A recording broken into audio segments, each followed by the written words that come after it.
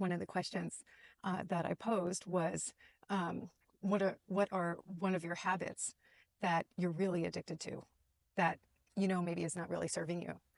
And she right away said, I'm addicted to my iPad.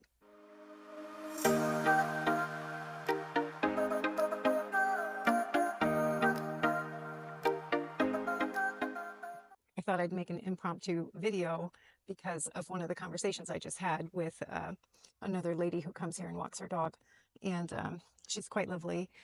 We were talking about sacred spaces that we make in our home and how we could use those sacred spaces to help fortify things that cultivate well-being in our lives versus maybe getting trapped into bad habits.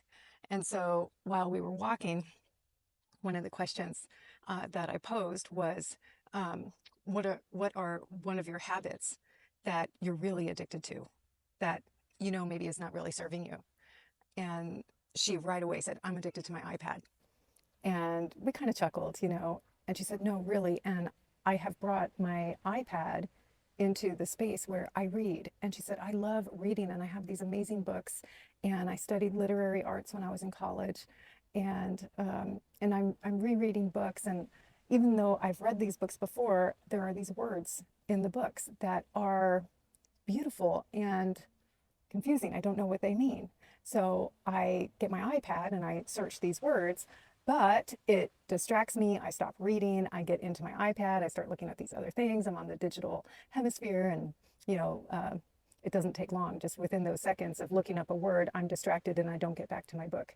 And she said, and I find myself, later in the day feeling annoyed or frustrated that I'm not actually reading or doing the thing I enjoy, and that this iPad has total control of me. So being that this was in the context of creating a sacred space, she said she really recognized it. And so she had come up with a solution that, the iPad was no longer allowed in that space, in her reading space.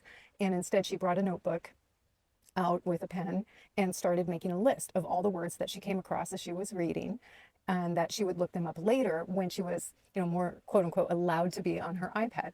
So, okay, that was a good solution, right? That's pretty good. So today when I saw her, she says, oh my God, I have to tell you, after that conversation, I got to really thinking this is more than a bad habit. I'm really addicted to this. And I don't even want to look up these words on the iPad. And so she sat there and she tells me, I went to my husband's shop, the man cave, and I searched around and I found a dictionary, and I brought the dictionary to my sacred space, my reading space. And now for the last few days, I just look up the word in real time with this dictionary. And not only do I get to look up the word, I get a little more history on the word. And I actually found it to be more thorough than what I was finding on my iPad. And I was so struck by this solution because it is so simple. It is so simple. It is a solution that is right in front of our nose, right? Just to go pick up a hard book dictionary and bring that to your reading space. And yet it was so profound to me because I thought, yeah, sometimes it takes us a couple of ideas, a couple of iterations to find the right idea that's going to really work for us. And I thought this was such a beautiful example. I want to share it with all of you because sometimes it takes a couple things. Talking about your habit out loud, admitting to yourself and saying it out loud, and maybe to someone else that your bad habit is an addiction. And you really then can own it. You can own it, and you can start to think about solutions that minimize that habit, and that most importantly does not allow that habit to distract from the thing that actually gives you joy, from the thing that brings you a sense of well-being. And in this case, reading for her, she loves to do it. She said for the first 60 to 90 minutes every morning, she sits and she reads.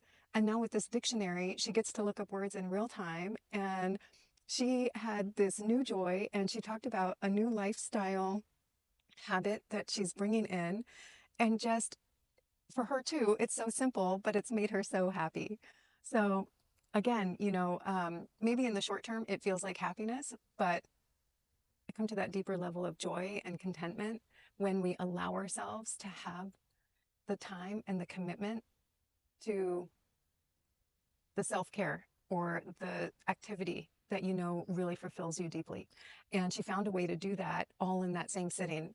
So, you know, don't give up. Keep finding solutions. Keep thinking of solutions. If you haven't found the most effective or efficient way to keep the poor habits out of your sacred space or your sacred time, it'll come to you. And maybe it's just having a conversation with a friend and on a walk. Okay, until the next video, I hope you're all doing well. Leave me comments. Let me know how you're doing. Let me know if you found a simple solution to keep your sacred space clean. All right, looking forward to seeing you on the next video. Bye.